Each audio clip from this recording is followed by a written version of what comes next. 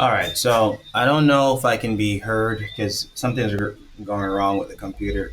Um, but I'm going to be answering some questions that someone sent me as to the reasons. Someone sent me that reflected and represented the reasons for his or her passive atheism or negative atheism, why they're unconvinced.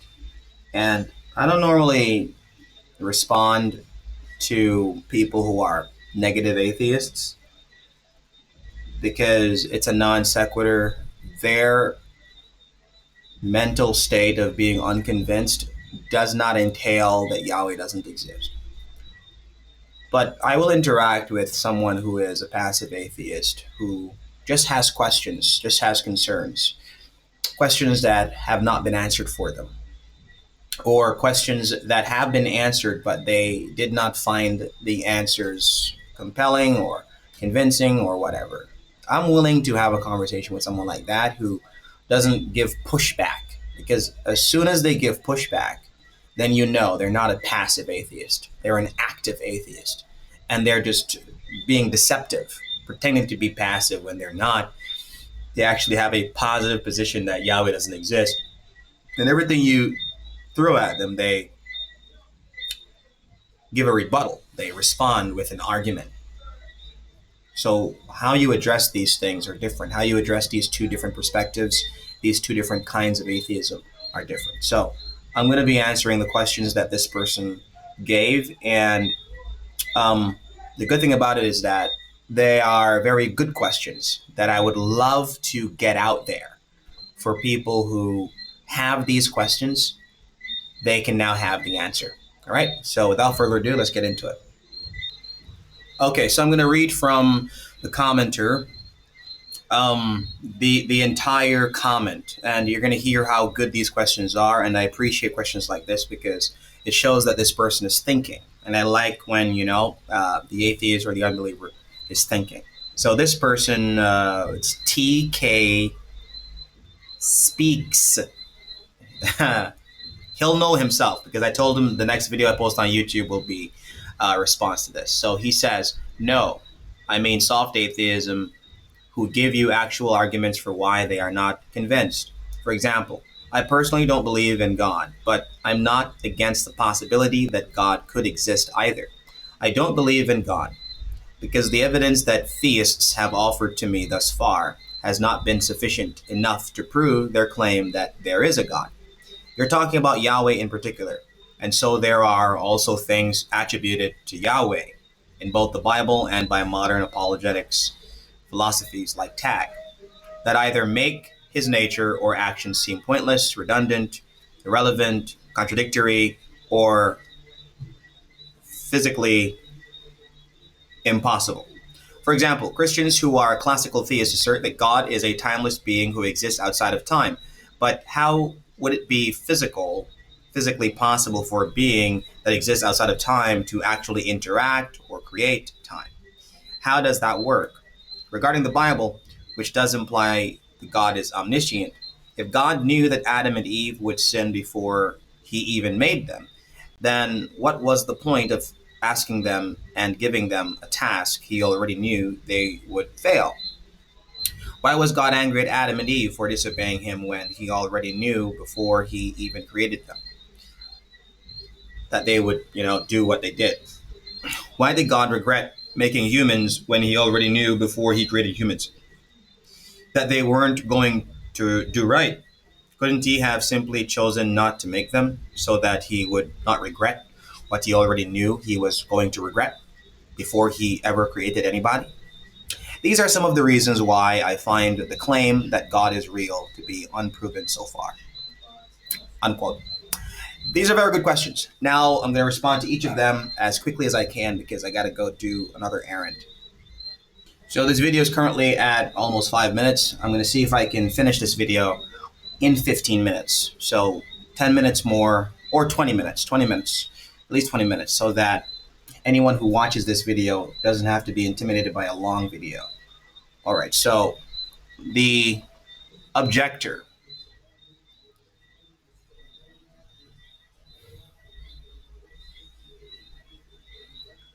Every objection that is raised either commits a category mistake, an internal critique that misunderstands classical Christian theology, an appeal to incredulity, an argument from ignorance, a misunderstanding of the distinction between God's decree and God's prescriptive will, and a misunderstanding of divine eternity and divine knowledge.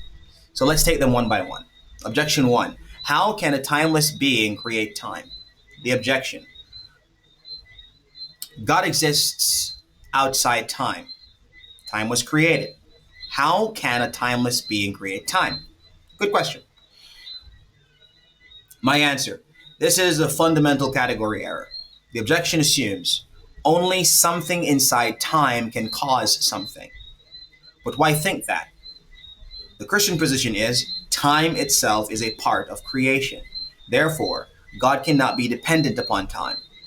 Otherwise, time would be more ultimate than God. The Christian asks, did time create God? If not, then something can exist without being caused by time. The deeper problem, the objector says, how does that work? But I do not know how X works. I do not know how X works does not entail X is false. This is an argument from ignorance. The transcendental question, the Christian asks, what grounds time itself? Naturalism often treats time as brute. Christianity treats time as derivative. The question becomes, which is more intelligible? Objection 2. If God knew Adam and Eve would sin, why give them the command? This objection confuses knowledge with purpose. They're not the same thing. The objection assumes God knew Adam would sin. Therefore, giving the command is pointless. The conclusion does not follow. This is a non sequitur. In Reformed theology, God gives commands for multiple reasons: to reveal righteousness, to establish responsibility, to manifest justice, to manifest mercy, to glorify Christ, to reveal redemption. Knowledge of the outcome does not eliminate the purpose of the event. Example, a teacher may know a student will fail. A student may know that a teacher may know a student will fail. The test still has a purpose, though. Foreknowledge does not destroy purpose. You can be a teacher, write a test for a student, knowing the student will fail, but the test still has a purpose. Whatever that purpose is up to you. Objection 3. Why was God angry if he already knew Adam would sin? Again, knowledge does not eliminate moral evaluation. This objection confuses knowledge with approving. These are two different categories. Now, in Reformed theology, there is God's decretive will, what God ordains, and God's prescriptive will, what God commands. Adam violated God's prescriptive will. Therefore, God judges Adam. No contradiction exists. The objector assumes if God knew it would happen, he cannot be displeased by it. Why? The premise is never demonstrated. And also, in Reformed theology, what we make reference to is that God has written the entire story of creation. And he has also written into creation his actions and his relationality with human beings. And how that is displayed is he reacts, he gets angry, he regrets, he gets frustrated, and things like that. All of his actions are decreed by himself as to how he will interact with human beings in time. And to create an analogy for your understanding, I can write a book and write myself in the book, knowing exactly what will happen in the book and what my actions will be in the book. Even if I write that I learned, I write that I'm angry, I write that I regret, still doesn't change the fact that I know all things and I am the creator and I am the sustainer and I am the one who wrote the book. Anyways, back to objection. Now, number 4, why create Adam if God knew Adam would fail? This is the classic. Why not create a different world? Question. The reason is because God decreed this world. not because God was forced to, not because another world was logically impossible, but because this is the world God freely chose to actualize. This is where the distinction becomes crucial. Logical possibility, another world could be conceived without contradiction, and decretal necessity. Given God's decree, this world necessarily occurs. No contradiction.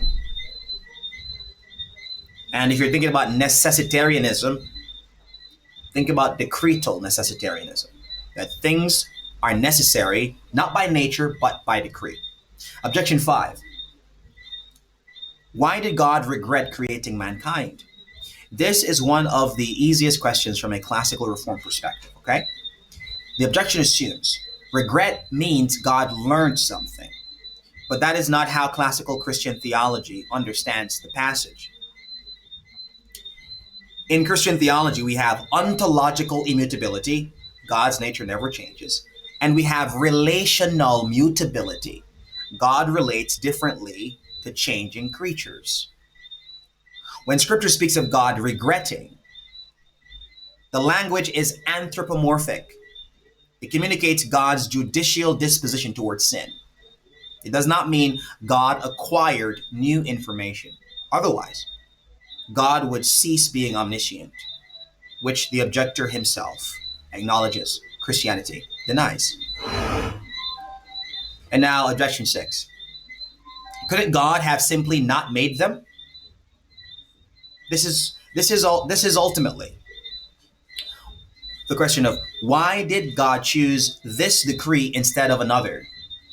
The Christian answer, because God freely decreed this world.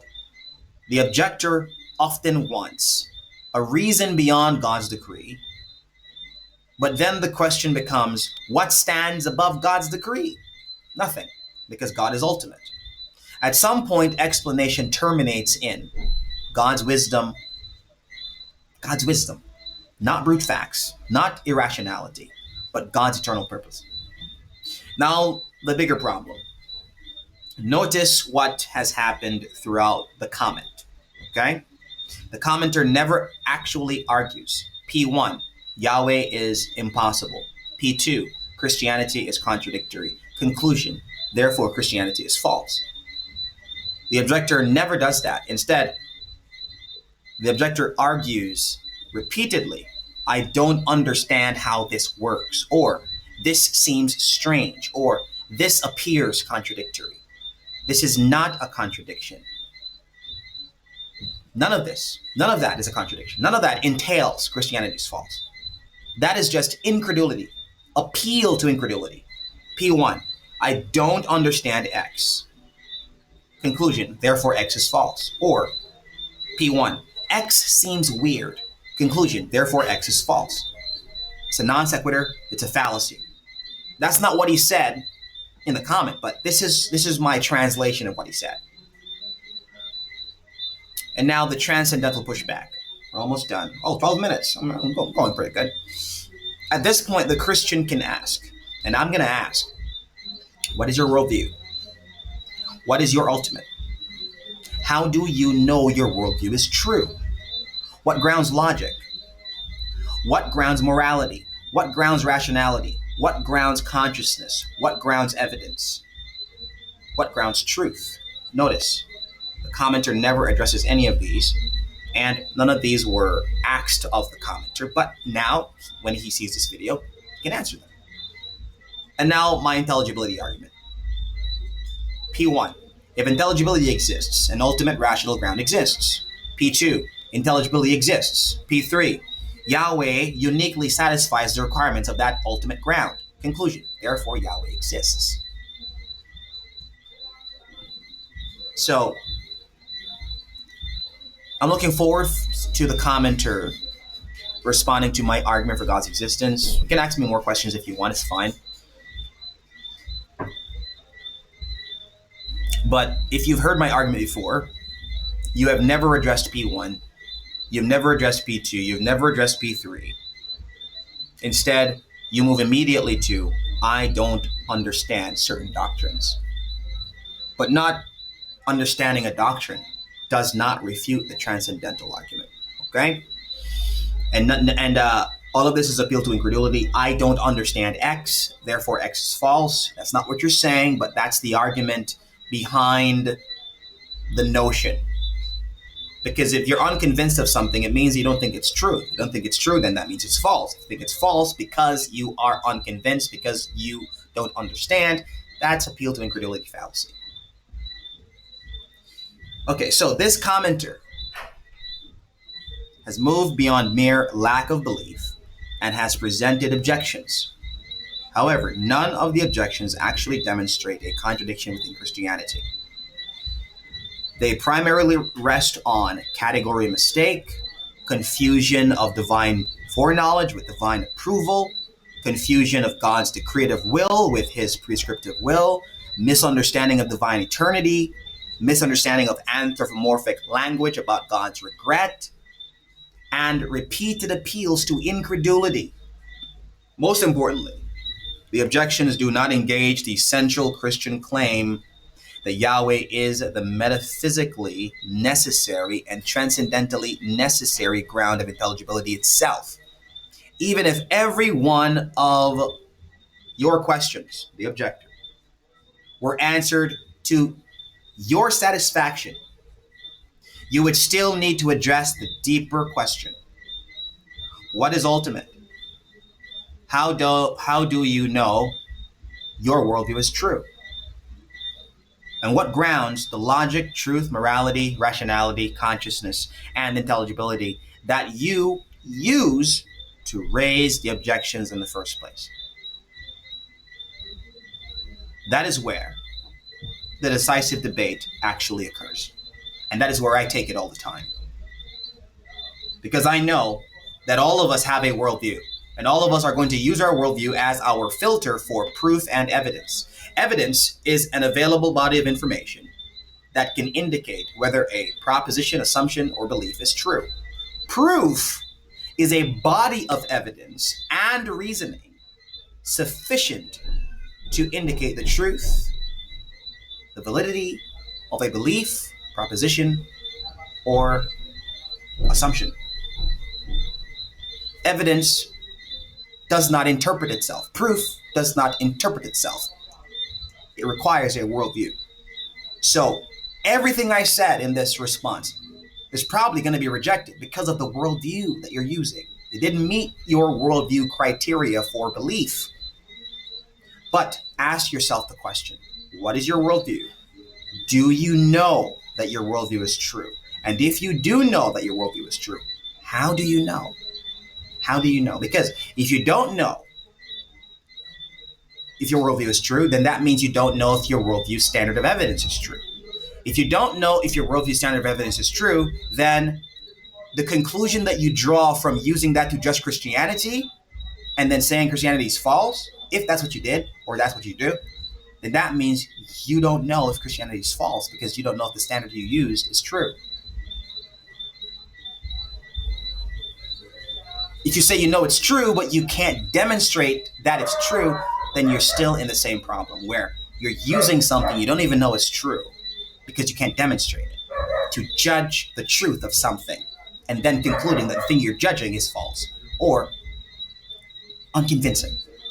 All right? 18 minutes. 18 minutes. Not bad. Thank you guys for watching. I hope that this helps all of you who will ever hear this video. And for the guy or girl who left the comment, God bless you. And I look forward to more of your questions. All right? Have a good one.